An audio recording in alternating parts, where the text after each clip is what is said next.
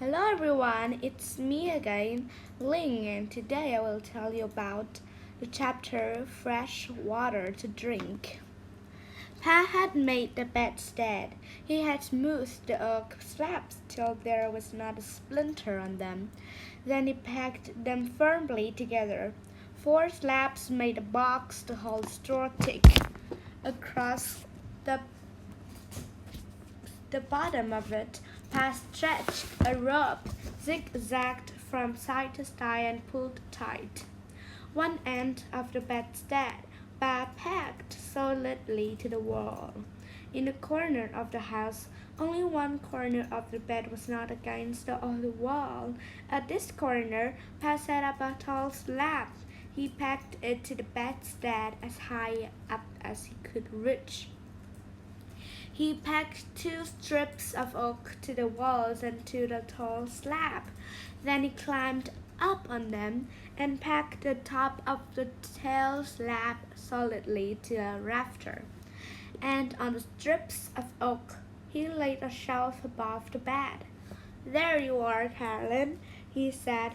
"I can't wait to see it made up," said Ma. "Help me bring in the straw thick." She had filled the straw thick that morning. There was no straw on the high prairie, so she had filled it with dry, clean, dead grass. It was hot from the sunshine and it had a grassy, sweet smell. Pa helped her bring it into a house and lay it in the bedstead. She tucked the sheets in and spread her prettiest patchwork quilt over them. At the head of the bed she set up the goose feather pillows and spread the pillow shames against them. On each white pillow shame 2 little birds were outlined with red thread. Then Pa and Ma, Laura and Mary stood and looked at the bed.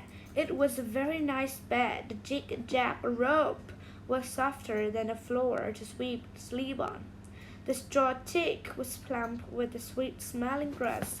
The quilt lay smooth, and the pretty pillow shame stood up crisply. And the shelf was a good place to store things. The whole house had quite an air with such a bed in it. That night, when Ma went to bed, she settled into the crackling straw thick and said to Pa, "I declare, I'm so comfortable it's almost sinful." Mary and Laura still slept on the floor, but Pa would make a little bed for them as soon as he could. He had made a big bed and he had made a stout cupboard and padlocked it, so the Indians could not take all the cornmeal if they came again. Now he had only to dig a well, and then he would make that trip to town. He must dig the well first, so that Ma could have water while he was gone. Next morning he marked a large circle in the grass near the corner of the house. With his spade he cut the sod inside the circle and lifted it up in large pieces. Then he began to shovel out the earth, digging himself deeper and deeper down. Mary and Laura must not go near the well while Pa was digging, even when they couldn't see his head anymore. Shovelfuls of earth came flying up. At last the spade flew up and fell into the grass. Then Pa jumped. His hands caught hold of the sod. Then one elbow gripped it, and then the other elbow, and with a heave, Pa came rolling down. "I can't throw the dirt one from any deeper," he said. He had to have help now. So he took his gun and rode away on Patty. When he came back, he brought a plump rabbit, and he had trade work with Mr. Scott. Mr. Scott would help him dig this well, and then he would help dig Mr. Scott's well. Ma and Laura and Mary had not seen Mr. and Mrs. Scott. Their house was hidden somewhere in a little valley on the prairie. Laura had seen the smoke rising up from it, and that was all. At sunup next morning, Mr. Scott came. He was short and stout. His hair was bleached by the sun, and his skin was bright red and scaly. He did not tan. He peeled it this blasted sun and wind, he said. Beg your pardon, ma'am, but it's enough to make a saint use strong language. I might as well be a snake. The way I keep shedding my skin in this country. Laura liked him. Every morning, as soon as the dishes were washed and the beds made, she ran out to watch Mr. Scott and Pa working at the well. The sunshine was blistering, even the winds were hot, and prairie grasses were turning yellow.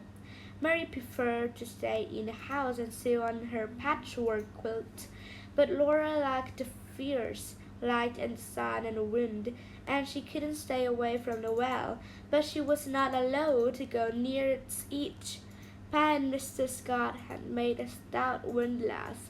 It stood over the well, and 2 buckets hung from it on the end of a rope. When the windlass was turned, 1 bucket went down into the well, and the other bucket came up. In the morning, Mr. Scott slid down the rope and dug. He filled the buckets with earth almost as fast as Pa could haul them up and empty them. After dinner, Pa slid down the rope into the well, and Mr. Scott hauled up the buckets. Every morning, before Pa would let Mr. Scott go down the rope, he set a candle in a bucket and lighted it and lowered it to the bottom. Once Laura peeped over the edge, and she saw the candle brightly burning far down in the dark hole in the ground. Then Pa would say, "Seems to be all right," and he would pull up the bucket and blow out the candle. "There's all foolishness in girls," Mr. Scott said.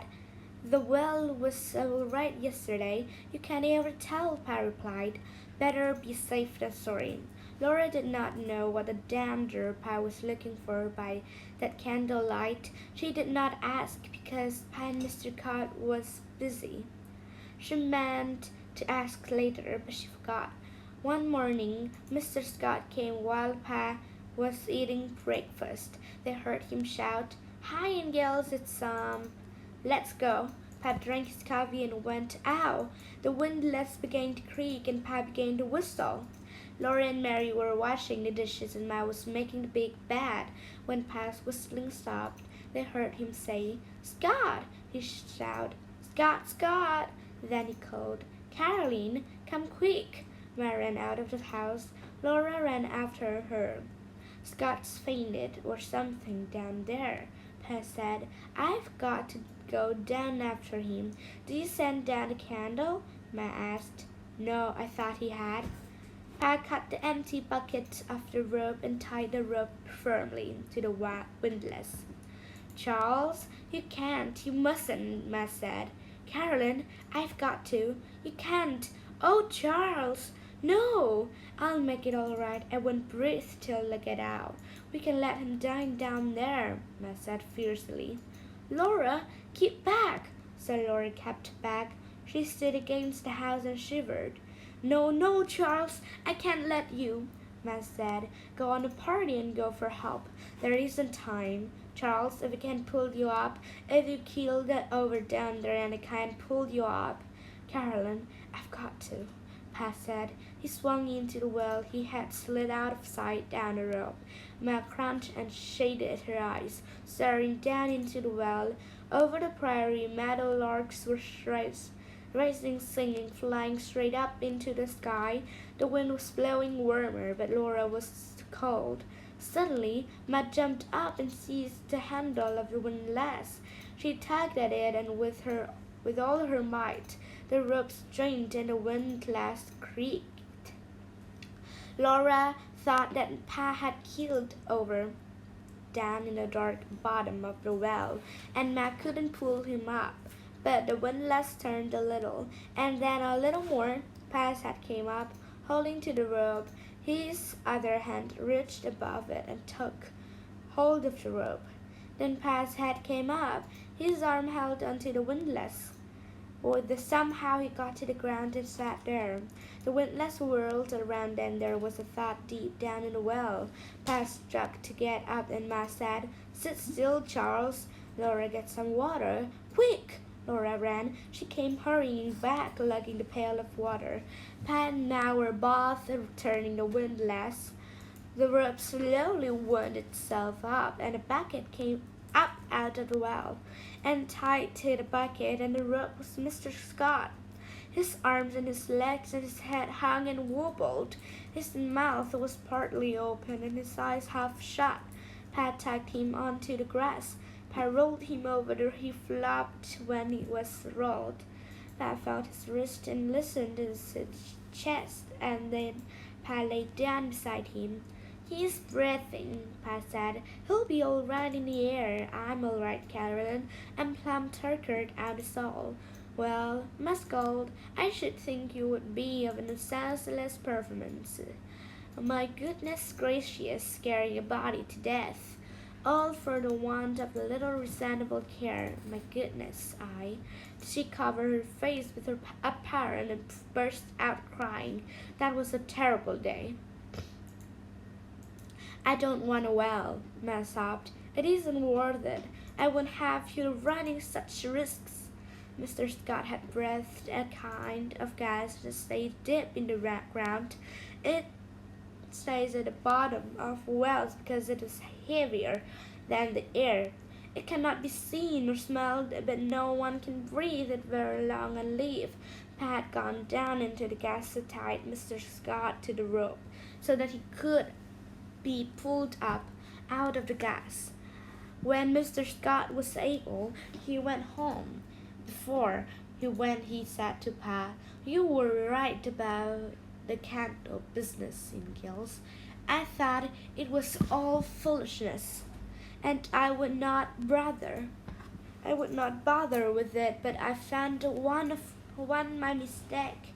"Well," said Pa, "where I can live, I know I can't, and I like to be safe when I can be, but all's well that ends well." Pa rested a while. He had breathed a little of the gas and he felt like resting. But the afternoon he ravelled the thread from a towel sack and he took a little powder from his powder horn. He tied the powder in a piece of cloth with one end of the towel string in powder. "Come along, Laura," he said, "and I'll show you something." They went to the well. Pa lighted the end of the string and waited till the spark was crawling quickly along it. Then he dropped the little bundle into the well.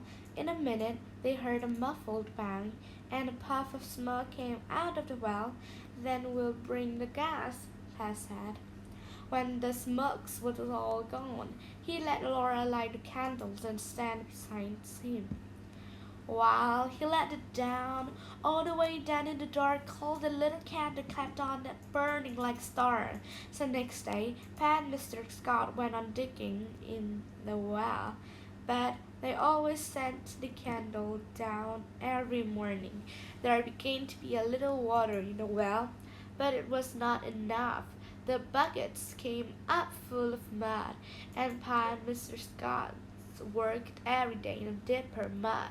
In the mornings, when the candle went down, it lighted oozing wet walls, and candlelight sparkled in rings over the water when the bucket struck bottom. Pa stood knee deep in water and bailed out the bucketfuls before he could begin digging in the mud. One day, when he was digging, a loud shout came joying up. Ma ran out of his house and Laura ran to the well. "Pull, Scott, pull!" Pa yelled. A swishing, gurgling sound joyed down there. Mr. Scott turned the windlass as fast as he could, and Pa came up, climbed hand over hand up the rope. "I'm blamed if that's not quicksand," Pa gasped. as he stepped onto the ground, muddy and dripping. I was pushing down hard on the spade, when all of a sudden it went down the whole length of the handle, and water came pouring up all around me. A good 6 feet of the ropes wet, Mr. Scott said, wheeling it up. The bucket was full of water. You showed sense getting out of the pan overhand in gales. That water came up faster than I could pull you out. Then Mr. Scott slapped his thigh and shouted, I'm blessed if you didn't bring up the spade. Sure enough, Pa had saved his spade. In a little while, the well was almost full of water. A circle of blue sky lay not far down in the ground, and when Laura looked at it, little girl's head looked up her. When she waved her hand, a hand on the water surface waved too. The water was clear and cold and good, Laura thought. She had never tasted anything so good so long. Cold drinks of water. Pa hollowed no more still. Warm water from the creek. He built a solid platform over the well and a heavy cover for the hole that let the water bucket through. Laura must never touch that cover, but whenever she or Mary was thirsty, Mama lifted the cover and drew a dripping bucket of cold, fresh water from that well. And this is the end of my reading today, and thank you for your listening, and it's time to say goodbye. Goodbye. See you next video.